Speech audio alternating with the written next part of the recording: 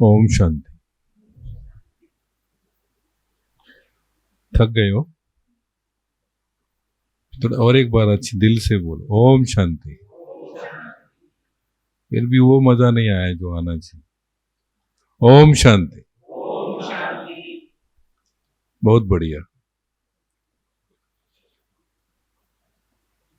संगम युग हम आत्माओं के लिए, विशेष करके हम कुमारों के लिए स्पेशल योग है, विशेष योग है। ऐसे समझते हो? ऐसे समझते हो? क्योंकि संगम युग हम आत्माओं के लिए विशेष है और खास करके हम कुमारों के लिए विशेष। रामायण के अंदर में ज्यादा महत्व किसका है? हनुमान का। क्योंकि सारा रामायण ही घूमता है हनुमान के पीछे। हनुमान माना महावीर है, जिसका विशेष पाठ रहा है रामायण के अंदर में। वैसे हम आत्माओं का भी संगम युग के ऊपर जो हमने ये विशेष कुमार जीवन लेकर के चल रहे हैं, इसका विशेष पाठ है। अभी आप गीत सुन रहे थे कि सोचो भला करो भला, तो सब कुछ भला हो जाएगा। भला सोचना और भला करना सहज है या मुश्किल है? क्या समझते हो? बोलने में तो बड़ा इजी लगता है कि सोचो भला करो भला, है ना। ये खेल बहुत सुंदर रूप से बना हुआ है, ध्यान से खेल खेलो। लेकिन जब प्रैक्टिकल जीवन में हम उतरते हैं, जब हम कर्म क्षेत्र पर आते हैं, जब एक दो के संबंध संपर्क में आते हैं, तब पता पड़ता है कि भला सोचना क्या होता है और भला करना क्या होता है। यहां बैठ करके मैं आपको 1 घंटा भाषण दूंगा कि भला सोचना क्या होता है, भला करना क्या होता है। जब प्रैक्टिकल जीवन में हम उतरते हैं, जब एक दो के संबंध संपर्क में आते हैं, तब कस लगता है कि सोचना क्या होता है। पहले तो सोचना होता है, बाद में करना होता है। पहले करना नहीं होता है, पहले सोचना होता है। जब तक हमारे मन के अंदर में एक अच्छी सोच की शुरुआत नहीं होती है, जब हमारे मन के अंदर में एक अच्छी सोच की शुरुआत नहीं होती है, तब अच्छा भी हमारे से नहीं होगा। और आपको पता है कि हमारे मन को स्टिमुलेट करने वाला, हमारे मन को धक्का देने वाला कौन है? हमारे मन को स्टिमुलेट करने वाला, हमारे मन को एक प्रकार का धक्का देने वाला कि भैया अभी अच्छे कर्म करो, अभी अच्छे कर्म करो, ये कौन है? कौन सा फैक्टर है? बुद्धि में क्या होता है? बुद्धि में क्या होता है? बुद्धि में ज्ञान होता है। और ज्ञान हमेशा हम आत्माओं को कहते हैं, एक अंतर मन की आवाज होती है। जब बाबा का ज्ञान हम लोग सुनते हैं और जब वो ज्ञान हमारे चिंतन में आना शुरू हो जाता है, तो ऑटोमेटिकली हमारे अंदर में एक स्टिम्युलेटिंग फैक्टर तैयार हो जाता है कि जो बार बार हम आत्माओं को सचेत करता रहता है कि आपको अच्छा सोचना है, आपको अच्छा सोचना है।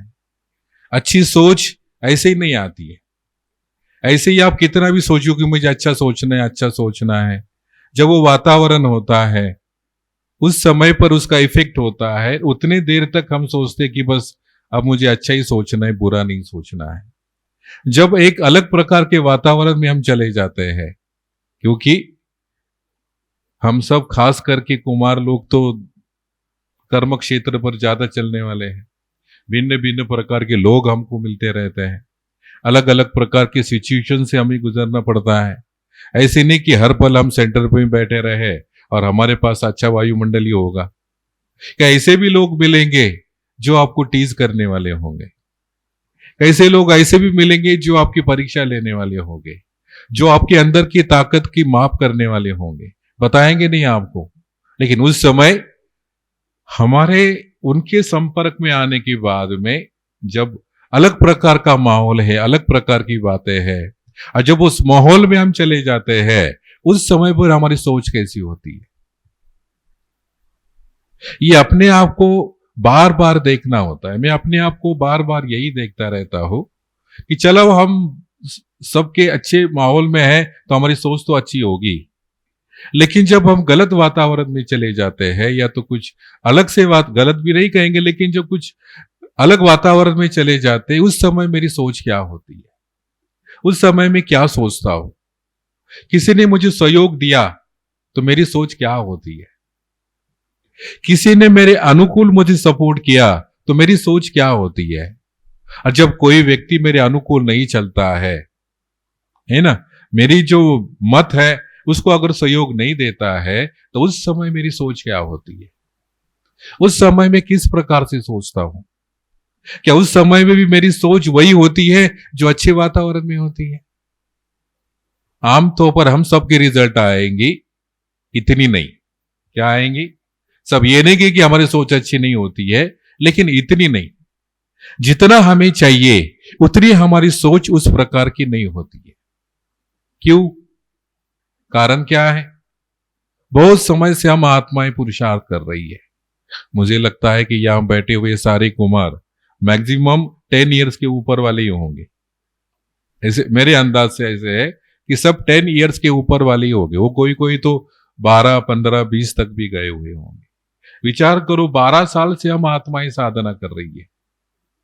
इतनी साधना करने के बाद में वर्तमान समय मेरी स्थिति क्या है?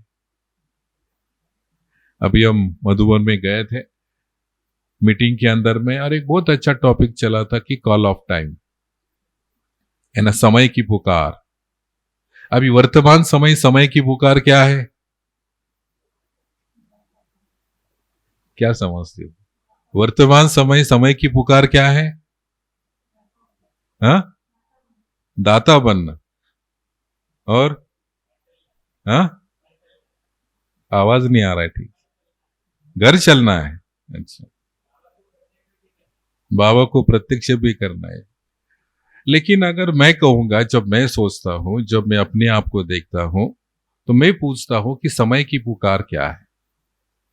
समय की पुकार यही है कि मेरी जो याद है ना, हमारे ब्राह्मण जीवन को स्टिम्युलेट करने वाली, बार बार धक्का देने वाली क्या है? हमारी याद है ना। बाबा हमेशा कहते कि बच्चे याद करो, याद करो। बाबा ये नहीं कहते योग करो करके, बाबा कहते बच्चे मुझे याद करो। तो याद, ये हमारे ब्राह्मण जीवन का स्टिम्युलेटिंग फैक्टर है। बार बार हम आत्माओं को हिलाता रहे, और जितनी हमारी याद शक्तिशाली होती जाएगी, जितनी हमारी याद शक्तिशाली होती जाएंगी, उतनी हमारी स्थिति भी अच्छी होती जाएगी। भी शक्तिशाली याद किसे कहा जाता है? शक्तिशाली याद किसे कहा जाता है?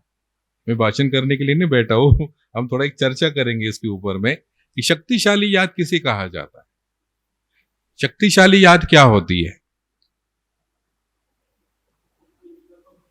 हाँ, कर्मेंद्रिय शीतल होगी, शक्ति मिलेगी। अच्छा, देखो, शक्तिशाली याद उसे कहा जाता है जो याद सहज हो, जो याद सहज हो, जो याद सरल हो, और जो याद सुखदाई हो। जो याद सहज हो, जो याद सरल हो, और जो याद सुखदाई हो, वही याद शक्तिशाली याद है। और समय के अनुसार हमारी याद शक्तिशाली होनी चाहिए, अर्थात याद करने में हमें दिक्कत नहीं आनी चाहिए। नहीं तो अभी तक भी हम वही पुरुषार्थ कर रहे हैं, मैं एक लाइट हूं, मैं एक ज्योति हूं, मैं परम धाम में जा रहा हूं, नीचे आ रहा हूं। तो बाबा कहते ये कब तक? हमारी याद सहज होनी चाहिए। सहज याद किसे कहा जाता है? सहज याद कब होती है? चलते फिरते। हाँ, अच्छा, डिस्टरबेंस क्यों आते हैं और कौन कौन से आते हैं?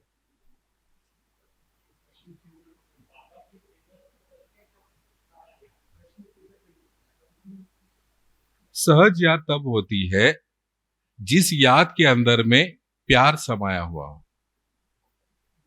जिस याद के अंदर में प्यार समाया हुआ हो, वो याद सहज हो जाती है।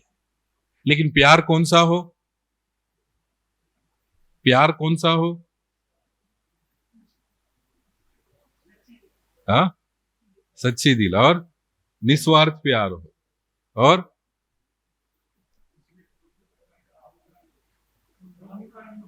अहंकार न हो। तो सहज याद उसे कहा जाता है जिस याद के अंदर में रिश्ता हो, प्यार हो, लेकिन वो प्यार अनकंडीशनल हो, वो प्यार अनकंडीशनल हो। कंडीशन के आधार पर हमें परमात्मा के साथ वो हमारा प्यार नहीं होना चाहिए। जब हम ज्ञान में आते हैं तो शुरू शुरू में हमारी बहुत छोटी मोटी सूक्ष्म इच्छाएं होती, और वो होने भी चाहिए। नहीं, ऐसे भी नहीं है, क्योंकि हम परम धाम से नीचे नहीं उतरे हैं। हम तो कलयुग से ही निकल करके आए हैं। हम तो विकारी दुनिया, विकारी वायुमंडल, इनसे ही निकल करके आए हैं। इसलिए हमारी अपेक्षाएं तो होगी, हमारी इच्छाएं तो होगी। ऐसे नहीं कि हम यहां आ गए और एकदम हम संपन्न और संपूर्ण बन गए, ऐसे कभी नहीं होता है। लेकिन जैसे जैसे ज्ञान हम अपने आप को समझाते जाते हैं, ज्ञान हम अपने आप को समझाते जाते हैं। अभी ज्ञान समझाना क्या होता है? जैसे देखो, हम सब कपड़े धोते हैं। कपड़े धोते तो क्या करते हैं? कपड़े धोने की प्रोसेस क्या है? अभी हर एक की अलग अलग होगी। जनरली कपड़े धोने की प्रोसेस क्या होती है? हाँ, डायरेक्ट साबुन नहीं लगाते। कोई तो डायरेक्ट, अगर वो जल्दी हो गए तो साबुन लगा देते हैं, लेकिन अगर थोड़ा सफिशिएंट टाइम होगा तो उसको पहले भिगो करके रखते हैं। डिटर्जेंट के पानी में उसको भिगो करके रखते हैं, और वो भी थोड़ा लुक वार्म वाटर होता है। कोई थोड़ा हॉट भी लेते हैं, लेकिन उसी के अंदर कपड़े को भिगो करके रखते हैं। क्यों? कपड़े को भिगो करके क्यों रखा जाता है? हाँ, थोड़ा उसके अंदर का मैला जो बैठा हुआ है वो ढीला हो जाए। ऐसे नहीं कि आपने कपड़े भिगो कर रखे और एकदम वो क्लीन होकर के बाहर आ गए, ऐसे नहीं होता है। जब आप उसके अंदर में डालते हैं, जब उसके अंदर में सोक करते हैं, तो जो मैला अंदर में बैठा हुआ है वो थोड़ा ढीला हो जाता है, हल्का हो जाता है, कपड़े को छोड़ना चालू कर देता है। उसके बाद में आप उसको निकालते हो, उसको ब्रश मारते हो। ब्रश किस लिए मारते हो? कि जो भी अंदर तक ऊपर ऊपर का तो मैला निकल गया, ढीला हो गया, लेकिन जो अंदर और सख्त मैला बैठा हुआ है उसको निकालने के लिए फिर हम उसके ऊपर में ब्रश मारते। ब्रश मारने के बाद में एक बार उसको पानी में हिला देते, फिर उसको लगता है ठीक से क्लीन नहीं हो गया, फिर उसको साबुन लगाते हैं, और साबुन लगाने के बाद में फिर उसके ऊपर में या तो सटके लगाते हैं और फिर उसको क्लीन कर देते हैं। उसी प्रकार हमारी ब्राह्मण जीवन के अंदर में भी जब हम ज्ञान में आते हैं तो मैले होते, इतने अच्छे नहीं होते। इसलिए हमें अपने आप को ज्ञान के पानी में डुबो करके रखना चाहिए, अर्थात हमारे मन बुद्धि के ऊपर में निरंतर ज्ञान बरसना चाहिए। जब वो ज्ञान बरसता रहेगा तब फिर आपकी सोच थोड़ी चेंज हो जाएंगी। ऐसे नहीं कहा एकदम आप भला सोचना चालू कर देंगे या तो आपके मन में कोई नेगेटिव विचार नहीं आएंगे, ऐसे नहीं होगा। लेकिन बीच बीच में वो ज्ञान आपको सचेत करता रहेगा कि इस ढंग से आपको सोचना नहीं है, इस ढंग से आपको चलना नहीं है। और जितना समय तक आप अपने आप को ज्ञान में डुबो करके रखेंगे उतना अंदर का मैला थोड़ा ढीला हो जाता है। अभी मैला ढीला हो गया, इसकी निशानी क्या है? कैसे समझेंगे कि मेरे अंदर का मैला ढीला हो गया? हाँ, हल्का लगेगा। अच्छा, और चमक तो बाद में आएंगी, इतनी जल्दी थोड़ी चमक आएगी। अभी तो मैला अंदर में बैठा हुआ है। आपको अंदर से एक सोच आती जाएगी। कौन सी? अंदर से आपको महसूसता आती जाएंगी। कौन सी महसूसता आती जाएंगी? नहीं, ये ठीक नहीं है। ऐसे नहीं कि आप एकदम चेंज हो गए और वो बात आप करना ही छोड़ देंगे, आपसे होगी ही नहीं, ऐसे नहीं होगा। लेकिन सूक्ष्मता के अंदर में आपको अंदर से एक महसूसता आएगी। आप अपने आप को ढूंढना चालू कर देंगे, आप अपने आप को देखना चालू कर देंगे। जब ज्ञान नहीं होता है तो आप अपने आप को नहीं देखते हो, लेकिन जब ज्ञान में आने के बाद में अपने आप को आप ज्ञान के संपर्क में रखते हो, ज्ञान के चिंतन में रखते हो, तो अंदर का आपका मैला ढीला हो जाता है, अर्थात आपको अंदर से रियलाइज होना चालू हो जाता है। अंदर से रियलाइज होता है, नहीं ये बात ठीक नहीं, ये ऐसे नहीं चलना चाहिए, ये ऐसे नहीं करना चाहिए। ये फर्स्ट स्टेज है। कौन सी? जो आपको रियलाइज होता है, महसूस होता है। उसके बाद में बाहर निकाल करके आप उसको ब्रश मारते हो, ब्रश मारते हो ना उसको। तो उसी प्रकार यहां भी जब आपको महसूस होता है, रियलाइज होता है कि ये बात ठीक नहीं है, तो आपको वो बातें अपने आप को एक्सेप्ट करने के लिए आपके अंदर में पावर चाहिए। अगर आपके अंदर में पावर होगी तो आप उसको अपने से दूर कर सकते हो। यहां आपका याद काम करना चालू कर देती है। नहीं तो क्या होता है, आपको महसूस तो हो गया, रियलाइज भी हो गया कि ये बात ठीक नहीं है, लेकिन अंदर ताकत नहीं होगी, पावर नहीं होगी, तो आप अपने आप को चेंज करने में असमर्थ होते हो। उतना देर तक ही सिर्फ उसका प्रभाव होता है, उसके बाद में आप फिर अपने पहले लाइफ में चले जाते हो। इसलिए अंदर में पावर होना बहुत जरूरी है। इसलिए कहा जाता है कि नित्य और नियमित रूप से हमारे जीवन के अंदर में कुछ बातें होना बहुत आवश्यक है। मैं ये नहीं कहूंगा कि आप 8 घंटा योग करो, 4 घंटा योग करो, लेकिन 1 घंटा तो योग आपका अच्छी तरह से होना चाहिए। डेली 1 घंटा आपको अपने आप के लिए देना ही है। 1 घंटा तो आपका पावरफुल योग होना ही चाहिए। एकदम एक साथ सभी बातें नहीं होती है, तो धीरे धीरे अपने आप को देखना होता है, क्योंकि ज्ञान भी चाहिए और योग भी चाहिए। योग की पावर अगर आपके अंदर में नहीं होगी तो सिर्फ आपको महसूस होगा, रियलाइज होगा, लेकिन परिवर्तन करने में आप असमर्थ होंगे। आप अपने आप को परिवर्तन नहीं कर सकते हो। उतनी देर के लिए आप महसूस करेंगे। इसलिए क्या होता है कि याद जब सहज नहीं होती है तो हम क्या करते हैं, बाबा के कमरे में जाते हैं। बाबा के कमरे में जाकर के हम क्या करते हैं, बाबा कमरे में कब जाते हैं? खास करके मेजॉरिटी का यही होता है कि जब कोई मुश्किलात आती है, जब कोई प्रॉब्लम आते हैं, जब कोई इंसिडेंस होता है, तो हम तुरंत बाबा के कमरे में चले जाते हैं। और वहां जाके क्या होता है, रोना धोना चालू हो जाता है ना। बाबा मेरे से ये गलती हो गई, बाबा ये अच्छा हो गया, या ऐसा हो गया, दोबारा हम ऐसे नहीं करेंगे, बाद में हम ऐसे नहीं करेंगे, वरना ये सारी बातें चालू हो जाती। लेकिन बाबा कहते हैं कि जब आपकी याद सहज होगी, आपके याद के अंदर में सहजता होगी, तो उसके अंदर में ये सारी बातें नहीं होगी,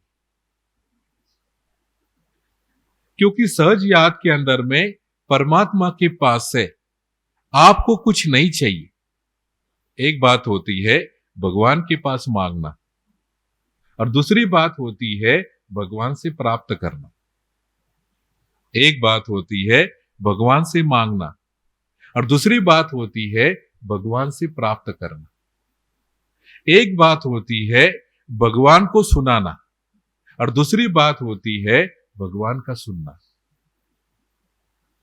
जब हमारे ऊपर भक्ति के संस्कार है, जब हमारे ऊपर भक्ति के संस्कार है, ऐसे नहीं कि एकदम वो निकल गए, आप ज्ञान में आ गए, माना आप एकदम ज्ञानी हो गए, भक्ति के संस्कार निकल गए, ऐसे नहीं होता। वो अंदर में थोड़े थोड़े होते ही है। जब आपके अंदर में भक्ति के संस्कार है तो आप मांगते रहेंगे, लेकिन मांगना आपका रॉयल होगा, ज्ञान के आधार पर होगा। बाबा मुझे ये सेवा करनी है, इसके लिए ये बातें मुझे चाहिए, आप ये बातें मुझे दे दो, ये भी मांगना है। और भक्ति मार्ग में भी लोग मांगते हैं, लेकिन भक्ति मार्ग में कैसे मांगते हैं? वह मन्नत मांग करके मांगते हैं, है ना। मतलब जो भी इष्ट देव होगा उसके सामने जाएंगे और उसको कहेंगे कि मेरा इतना इतना काम होने दो, मैं आपको 5 नारियल की माला चढ़ाऊंगा। ये भक्ति मार्ग में मांगना होता है ना। या तो ये काम होने दो, हम ये करेंगे, आपके मंदिर को अच्छा कलश बिठाएंगे, ये करेंगे। माना भक्ति मार्ग में ये मांगना होता है। और ज्ञान में भी हम क्या करते हैं? ज्ञान में भी क्या करते हैं?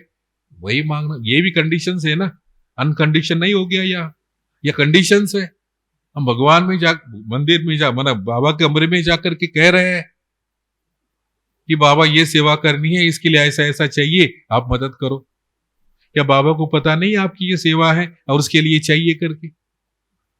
उसको सब पता है, लेकिन हम उसके पास अलग रूप से मांगना चालू कर देते हैं। माना अभी तक हम कुछ न कुछ कंडीशन रख करके ही उसको याद कर रहे हैं। अभी तक हमारा वो अनकंडीशनल नहीं हुआ। आप मुझे याद दिलाना आशीष भाई, तो ये अनकंडीशनल नहीं हो गया, ये क्या हो गया? कंडीशनल हो गया। बाबा के कमरे में जाकर के हम बाबा को सुनाते ही रहते हैं। क्या करते हैं? सुनाते ही रहते हैं। बाबा इसने ऐसा किया, उसने ऐसा किया, इसने ऐसा बोला इसलिए मेरी स्थिति खराब हो गई, या ऐसा हो गया इसलिए मेरा ऐसा हो गया। माना जब भी अभी तक भी हम बाबा के कमरे में जाते हैं तो हम बाबा को सुनाते ही रहते हैं। भक्ति में क्या होता है? सुनाना होता है। भक्ति में क्या होता है? सुना। वहां जाकर के भजन गाएंगे, क्या करेंगे?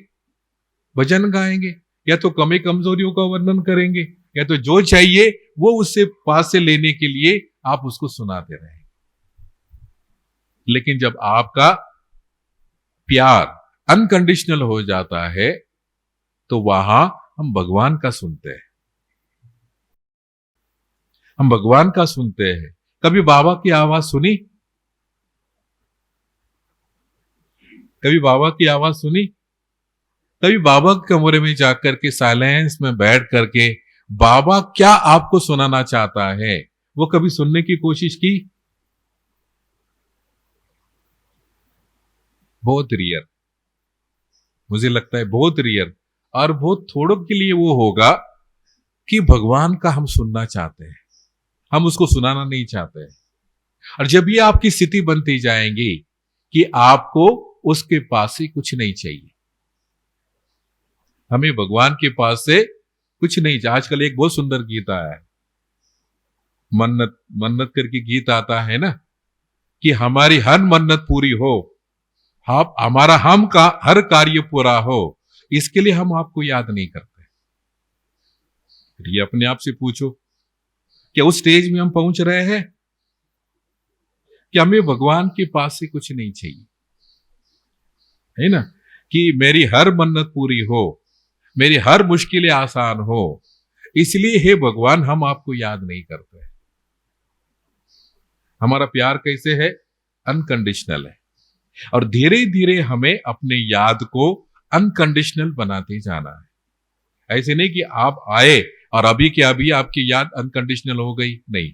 बहुत काल के भक्ति के हमारे संस्कार है, मांगने के और सुनाने के।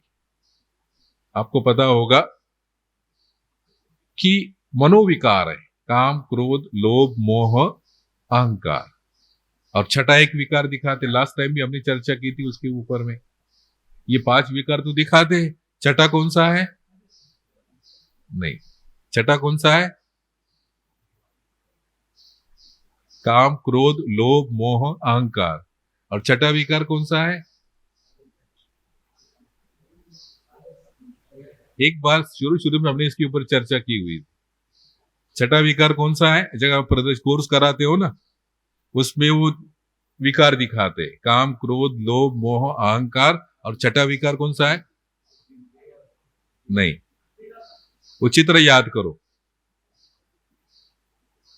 याद आता है किसको, या किसने कहा? हाँ, नहीं, आलस्य नहीं, किसने कहा? गुरु और माला।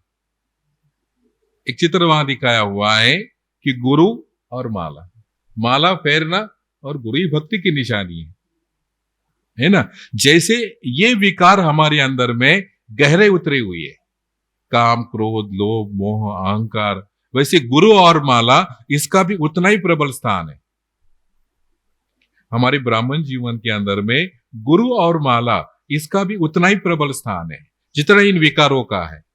जितना इन विकारों को निकालने के लिए हमें मेहनत लगती है, हमें बाबा को याद करना होता है, ज्ञान को समझना होता है, ज्ञान अपने आप को समझाना होता है, उसी प्रकार गुरु और माला इसका प्रभाव भी उतना ही गहरा हम आत्माओं के ऊपर में है। ऐसे मत समझो कि ये निकल गया है करके। ब्रह्मा बाबा ने सेकंड में छोड़ दिया, रोज गीता पढ़ता था, बाबा ने कही झूठी गीता मेरे को नहीं चाहिए। ज्ञान में आने के बाद में हमारी स्थिति कैसी है? गुरु और माला इसका प्रभाव हमारे जीवन के ऊपर में कितना है, इसे हमें छीन करके भी नहीं निकालना है। जैसे कई फल होता है ना, उसके ऊपर का स्किन हम खींच करके निकालते, उसी प्रकार जैसे ये विकार हमसे छूटते जाते हैं, कोई भी विकारों को छोड़ना नहीं है, वो हमसे छूटना चाहिए। जैसे ज्ञान और योग का बल हमारे जीवन में एक स्थान पकड़ता जाता है, जब हमारी याद शक्तिशाली होना चालू हो जाती है, जब हमारी याद के अंदर में वो ताकत आना शुरू हो जाती है, तो ये विकार ऐसे ही आपसे गिर जाते हैं जैसे सूखे पेड़ के खाल गिर जाती है। जब पेड़ सूख जाता है ना, उसकी खाल ऑटोमेटिकली गिर जाती है। जब पेड़ के ऊपर में फल पक जाता है तो वो पेड़ को आप ही छोड़ देता है। उसी प्रकार हमारे जीवन के अंदर में जब ज्ञान हमारे संपन्न और संपूर्ण स्थिति में चला जाएगा, हमारे जीवन के अंदर में जब याद का बल हमारे जीवन में उच्च डिग्री तक पहुंच जाएगा, याद का बल है ना, वो पावर जब हमारे जीवन के अंदर में एकदम टॉप मोस्ट लेवल पर चली जाएंगी, तब ये विकार हमारे जीवन से ऐसे गिर पड़ेंगे जैसे थे ही नहीं। वो स्टेज को हमें प्राप्त करना है जिसे कहा जाता है संपन्न और संपूर्ण स्थिति। संपन्न भी है और संपूर्ण भी है। संपन्नता को जानते हो, संपूर्णता को जानते हो। संपन्न माना क्या, संपूर्ण माना क्या? सिंपल भाषा में अगर हम इसके ऊपर में सोचेंगे कि संपन्नता और संपूर्णता किसे कहा जाता है? एक लोटा होता है, एक लोटा होता है और एक बड़ा सा हंडा होता है। लोटे में पानी कितना बैठेगा? हंडे में पानी कितना बैठेगा? जब जब लोटे में जितना पानी चाहिए उतना भरेंगे तो क्या कहेंगे? लोटा भर गया। लेकिन वही पानी में अगर हंडे में डालेंगे तो कहेंगे हंडा भर गया। क्या कहेंगे? अरे इसमें तो कुछ भी नहीं है। उसी प्रकार हर एक आत्मा की संपन्न और संपूर्णता की स्टेज अपनी अपनी है। हर एक आत्मा की संपन्न और संपूर्णता की स्टेज अपनी अपनी है। दो आत्माएं एक समान नहीं हो सकती है। इसलिए ज्ञान के अंदर में भी योग का बल मेरी आत्मा में कितना समाएगा, ज्ञान मुझ आत्मा के अंदर में कितना समाएगा, ये हर एक आत्मा की अपनी अपनी स्थिति है। इसलिए जब गणेश का पूजन होता है तो इतना छोटा भी गणेश होता है, तो 10 फुट वाला बड़ा भी गणेश होता है। वैरायटी होती है ना, क्योंकि ये ज्ञान की पराकाष्ठा है हमारे जीवन के अंदर में। तो ज्ञान हमने अपनी आत्मा के अंदर में कितना समाया हुआ है, या तो ज्ञान हम कितना समाते जाते हैं, ये हर एक आत्मा की वो स्थिति अलग अलग है, जिसको हम कहते हैं कि संपूर्ण स्थिति। संपूर्ण माना पानी कितना बैठेगा लोटे के अंदर में और कितना पानी बैठेगा हंडे के अंदर में, ये दोनों का मेजरमेंट अलग अलग है। इसलिए हंडे की संपन्न और संपूर्ण स्थिति अपनी है और लोटे की अपनी है। संपन्नता माना ज्ञान, गुण और शक्तियां। ज्ञान, गुण और शक्तियां आत्मा कितने हद तक अपने अंदर धारण कर सकती है। एक छोटी सी बात है, अगर हमने कही सहनशीलता की, सहनशीलता की बात हम अगर कहेंगे तो बाबा कहते कि त्रेता युग वाली आत्मा और सतयुग वाली आत्मा दोनों की सहनशीलता में कितना डिफरेंस रहेगा। त्रेता युग वाली आत्मा, त्रेता युग में उतरने वाली आत्मा और सतयुग में उतरने वाली आत्मा, दोनों की सहनशीलता में कितना अंतर होगा। बहुत अंतर होगा, है ना। सतयुग में उतरने वाली आत्मा कभी सहन करने में थकेंगी नहीं और वो उतनी सहजता से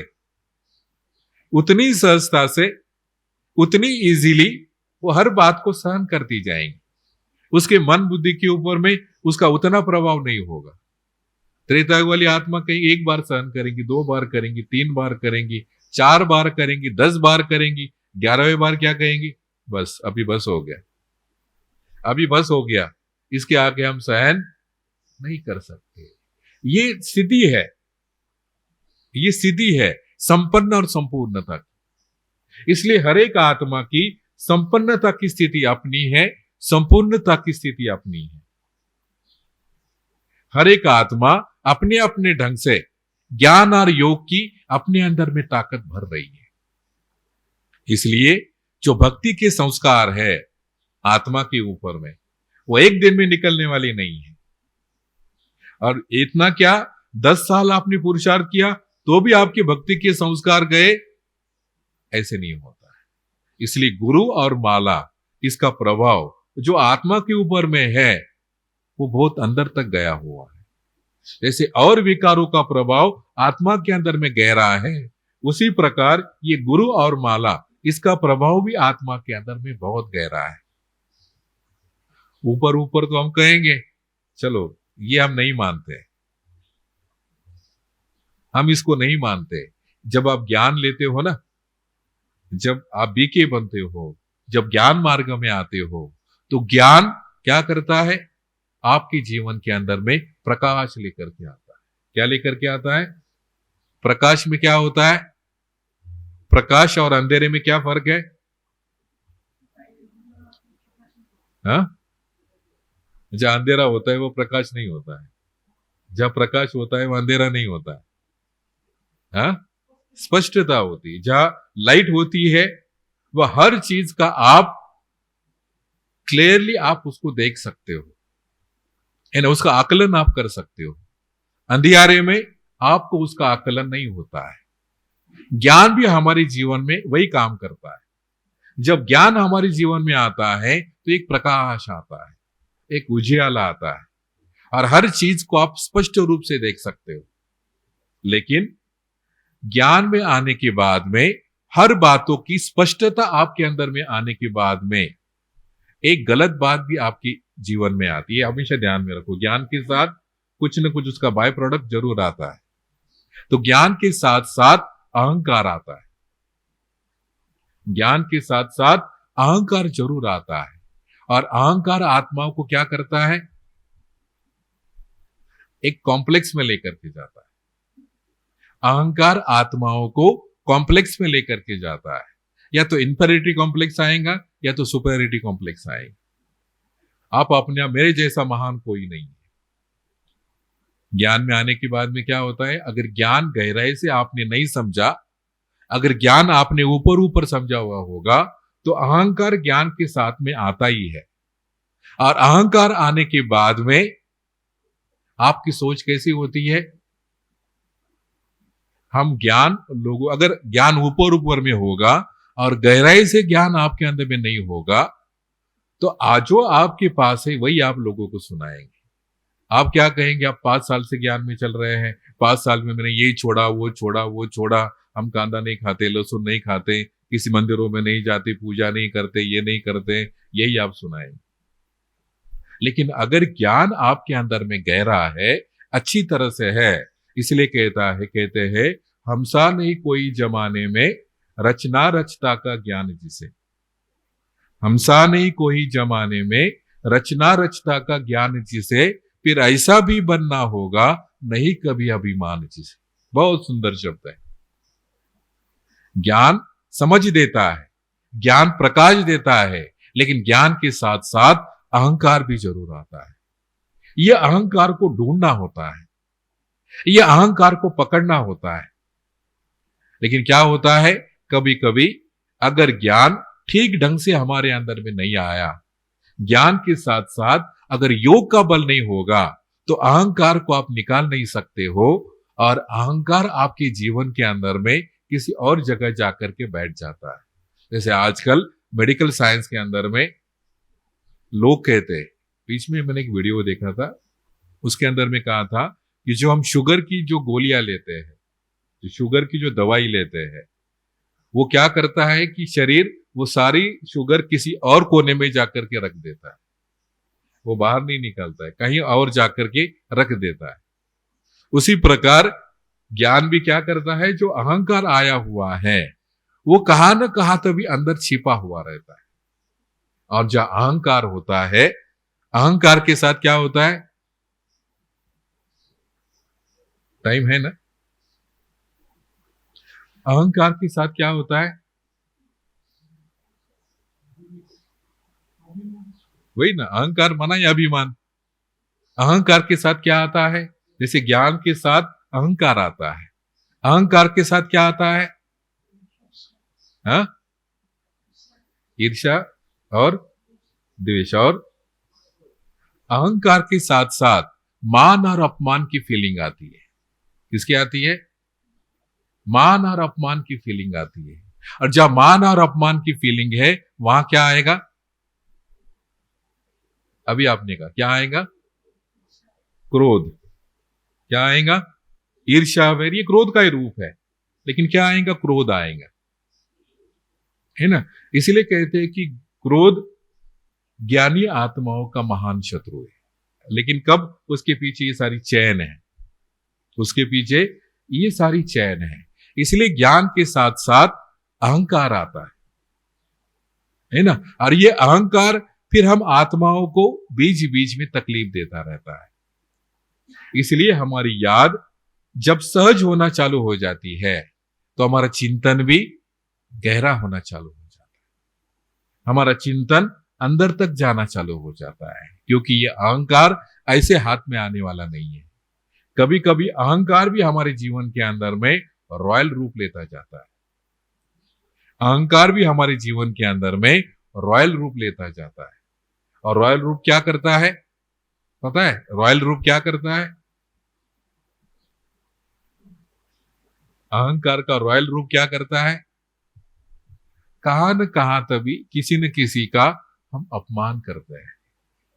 अपमान भी वो बड़े रूप वाला अपमान नहीं होता है। कैसे होता है, छोटे रूप वाला अभिमान होता है। कौन सा,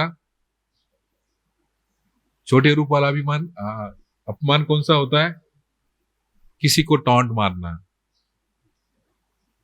है ना, किसी को टॉन्ट मारना। या तो समझो हम मुरली पढ़ रहे हैं, मुरली के अंदर में ऐसी कई बातें आ गई और हमको पता है सामने वाली व्यक्ति ने वो गलती की हुई है, तो हम उसको पॉइंट आउट करके वो उसके तरफ वो भेजेंगे। ये क्या है, ये छोटी छोटी हमारे अंदर में लॉ एंड ये है, रूल्स है, जो अंदर में चलता रहता है हमारे जीवन के अंदर में। और जैसे जैसे हम ज्ञान के अंदर में गहरे उतरते जाते हैं, वैसे वैसे क्या होता है कि हमारी याद को हम सहज करते जाते हैं। और हमारी याद को सहज करने के लिए जो भक्ति का प्रभाव है हमारी याद के ऊपर में, जो भक्ति का प्रभाव है, जो मांगने का और सुनाने का, क्या है, मांगने का और सुनाने का, ये भक्ति का प्रभाव है। ज्ञान का प्रभाव क्या है, सुनना और समाना, सुनना और समाना, ये ज्ञान का प्रभाव है। जब ज्ञान कम पड़ेगा, योग की शक्ति कम पड़ेगी, तो हम कोई भी बात आ गई ना, उसको हम सुनाते रहेंगे। बाबा कमरे में जाएंगे तो ही बाबा को हम सुनाते ही रहेंगे, लेकिन जैसे जैसे हम परिपक्व होते जाते हैं, वैसे हमारे जीवन के ऊपर में ये मांगने का प्रभाव खत्म होने लगता है। साइलेंस में जाकर के बाबा के सामने बैठो, बाबा की आंखों में देखो और सुनो बाबा आपको क्या सुनाना चाहता है। बाबा मैं आज आपसे सुनना चाहता हूं। याद सहज होती जाएगी, जहां कोई कंडीशन नहीं है, जहां कोई आपको ये नहीं कि बाबा ये काम करना है वो काम करना, नहीं। हमें ज्ञान हमारे अंदर परिपक्व अवस्था में पहुंच गया है और हमें पता है जो हो रहा है अच्छा ही हो रहा है। हर एक आत्मा अपना अपना पार्ट प्ले कर रही है। बल्कि किसी ने 4 बातें मुझे सुनाई भी, किसी ने मुझे अपमान भी किया, किसी ने मेरे साथ गलत व्यवहार भी किया, तो भी मैं क्या सोचूंगा, अंतिम समय है, हर एक आत्मा अपना हिसाब किताब चुकता कर रही है और मैं आत्मा अपने हिसाब किताब से मुक्त हो रही हूं। ये अंदर में चिंतन होने के कारण बाबा के कमरे में जाएंगे तो ये बाबा को ये बातें सुनाएंगे नहीं। देखो, बड़ा भाई होता है और छोटा भाई होता है। जब बड़ा भाई मैच्योर हो जाता है, उसके अंदर अच्छी समझ आती है। छोटे भाई ने साथ में चलते बाहर गए और कुछ गलती भी की, तो घर आने के बाद वो बड़ा भाई माँ को नहीं सुनाएगा, वो बाप को नहीं सुनाएगा। वो क्या समझेगा, चलो छोटा है, उनको सुना करके उसको डांटेंगे, फिर उसको मारेंगे, तो उससे तो मैं संभाल लेता हूं ना। उसी प्रकार ज्ञान में जब हम परिपक्व अवस्था की ओर चले जाते हैं तो ये सिम्टम्स हमारे अंदर में आना चालू हो जाता है। फिर हम किसी की माना बाबा के सामने बैठ करके किसी की भूलों का, किसी की गलतियों का वर्णन नहीं करेंगे, कि हमने समझ लिया है कि वो अपना आत्मा अपना हिसाब किताब चुकता कर रही है। बल्कि कोई आपके बाजू में कोई गलत काम भी कर रहा होगा तो भी आप क्या कहेंगे, वो अपना कर्म कर रहा है, वो अपना हिसाब किताब चुकता कर रहा है ना। उसकी गलत इसमें हम नहीं जाएंगे। और जब ये सोच हमारी बनती जाएंगी तब अंदर से हम भगवान को कुछ भी सुनाएंगे नहीं, वहां बैठ करके उसको हम सुनेंगे। फिर बाबा कहेंगे, बच्ची बहुत अच्छा, आपने बहुत अच्छा पार्ट प्ले किया, आप बहुत अच्छी तरह से चल रहे हो। ये भगवान के वर्जन्स हमको सुनने के लिए आनी चाहिए। बाबा कहेंगे, शाबाश बच्चे, बहुत अच्छा, बहुत अच्छे चल रहे हो, ज्ञान आपकी बुद्धि के अंदर में बहुत अच्छी तरह से स्पष्ट है, आप बहुत अच्छी तरह से चल रहे हो। ये भगवान की ब्लेसिंग्स है, ये भगवान का आवाज आप सुन रहे हो। जब बाबा आपको कह रहा है कि आप बहुत अच्छे कर्म कर रहे हो, आप बहुत अच्छा पार्ट प्ले करके आए, उस आत्मा ने आपके साथ इस प्रकार के कर्म किए, फिर भी आप अचल और अडोल रहे, आप बहुत अच्छी तरह से चल रहे हो। ये जो बाबा के महावाक्य है, ये जो बाबा की माना कहते ना एक टचिंग है जो आपको अंदर से हो रही है, ये जो आवाज आप सुन रहे हो, माना आपकी याद बहुत सहज हो गई है, सहज याद हो गई है, जिसी के अंदर में आपको कोई भी भगवान के पास से अपेक्षा नहीं। तो कभी कभी बाबा थोड़ा उसको ठीक करो ना, बाबा थोड़ा उसको समझ दे दो ना, वो अच्छा नहीं कर रहा है। अरे भगवान क्या देखता नहीं है, उसको पता नहीं है कि आपके कहने से ही वो ठीक करेगा? नहीं। जब ये समझ अंदर में आती जाती है तो आपका मन शांत होने लगता है, आपकी बुद्धि स्थिर होने लगती है और तब आपकी याद सहज होने लगती है ना। न मतलब का ये प्यार है, न मतलब की ये दोस्ती। भगवान की और हमारा ये मतलब का प्यार नहीं है, ये मतलब की दोस्ती नहीं है। जब वो हमें अनकंडीशनल दे रहा है तो हम क्यों कंडीशन रख करके दे दें,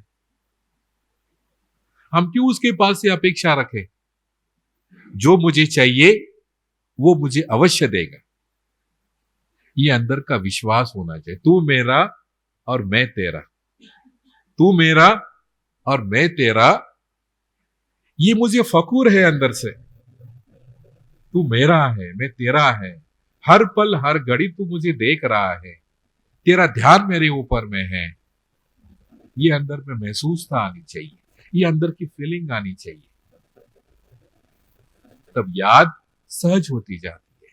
और सहज याद टूटती नहीं है। कहते हैं ना, निरंतर याद।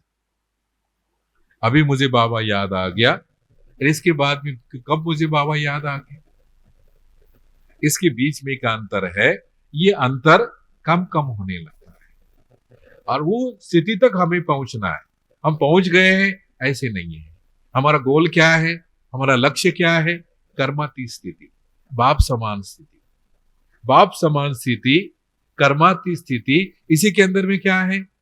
अभी की याद, और उसके बाद में मुझे बाबा कब याद आ गया, ये जो अंतर है, ये अंतर कम होता जाए। और उसके लिए हमारी जो याद है वो सहज होनी चाहिए, बिल्कुल उसी के अंदर में कोई नहीं चाहिए हम, क्योंकि हमें ना भगवान के पास से कुछ चाहिए, ना किसी की व्यक्ति के पास से मुझे कुछ नहीं चाहिए। बस मैं बाबा का हूं, बाबा मेरा है, मुझे उसे समझते जाना है, मुझे उसे समझते जाना है। क्योंकि बाबा के मैं जो हूं, जैसा हूं, कोटों में कोई, कोई में भी कोई, और कोई में भी कोई विरला ही मुझे पहचान सकता है। ऐसे नहीं कि हमने भगवान को पूर्ण रूप से समझ लिया है, ये गलत फहमी में मत रहो। हम समझते जा रहे हैं, हम उसके करीब जाते जा रहे हैं, हम उसके पास जाते जा रहे हैं, अभी तक पहुंच नहीं गए। हमारी यात्रा शुरू है उसके नजदीक जाने की, और जब हम उसके नजदीक पहुंच जाएंगे, एकदम उसके क्लोज हो जाएंगे, और उसके लिए हमारी याद सहज होना बहुत जरूरी है। कोई बच्चा जब अपनी मां को याद करता है, मैंने यहां भी आपको कहा कि आपको आपकी मां को याद करो, तो आपको मां को याद करने में कितना देर लगेंगी? Few seconds. आपके सामने मां की छवि खड़ी हो जाएगी, याद आ गई। उस समय आप ये सोचते हो क्या कि मां ने कौन सी साड़ी पहनी है, मां ने कान में क्या डाला है, नाक में क्या डाला है, कौन से कंगन पहने हैं, ये सारे सोचते हो क्या? नहीं, बस मां कही और आपके सामने मां आ गई। मां आ गई माना क्या हो गया? मां का वो प्यार याद आ गया, है ना? मां की वो वाइब्रेशन आपको याद आ गए, मां का वो स्पर्श आपको याद आ गया। तो यहां भी जब बाबा कहते हो, तो आपको बाबा सहज रूप से याद आना चाहिए। बस वो लाइट, मैं भी लाइट, और मैं बाबा के सामने बैठ खड़ा हूं।